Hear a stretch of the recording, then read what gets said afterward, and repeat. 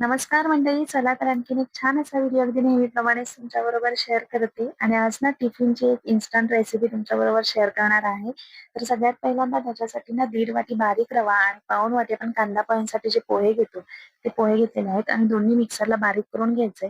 त्याच्यामध्ये अर्धा वाटी दही आणि थोडंसं पाणी टाकून मिश्रण एकसारखं करून घ्यायचं आणि ते 10 मिनिटं रेस्टसाठी ठेवून द्यायचं आपल्याला.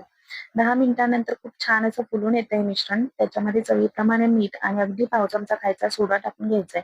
मिश्रण जर घट्ट वाटलं तर थोडंसं पाणी टाकून सगळं एकसारखं करून घ्यायचं आणि याची कन्सिस्टन्सी ना आपण जसं डोसा किंवा इडली वगैरे बनवताना जसं असतं तसंच ठेवायचंय. खूप पातळ बनवायचं नाही. तर मी ह्या ज्या पोळ्या आहेत ना, त्या नॉनस्टिक पॅनवरती ट्राय केल्या होत्या, पण बिडाच्या तव्यावर सुद्धा खूप छान जमतील असं मला वाटलं ते. तर एकदा ते सुद्धा आपण ट्राय करू.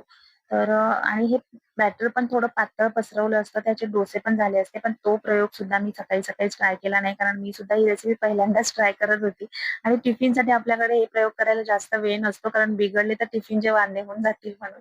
तर पुन्हा एकदा कधीतरी ट्राय करू आपण आणि ह्याच्याबरोबर खूप छान अशा या पोळ्या झालेल्या मऊसूत होत्या. अगदी दुपारपर्यंत ह्या मऊसूतच होत्या. त्याच्यामुळे हा पदार्थ टिफिनला नक्कीच ट्राय करू शकता तुम्ही. त्याच्याबरोबरच मी नारळाची चटणी बनवलेली होती. आणि अशी होती याची रेसिपी एकदा नक्की ट्राय करून बघा. आजचा व्हिडिओ कसा वाटला नक्की कमेंट करून सांगा आणि व्हिडिओ आवडला असेल तर लाईक, शेअर एंड सबस्क्राईब.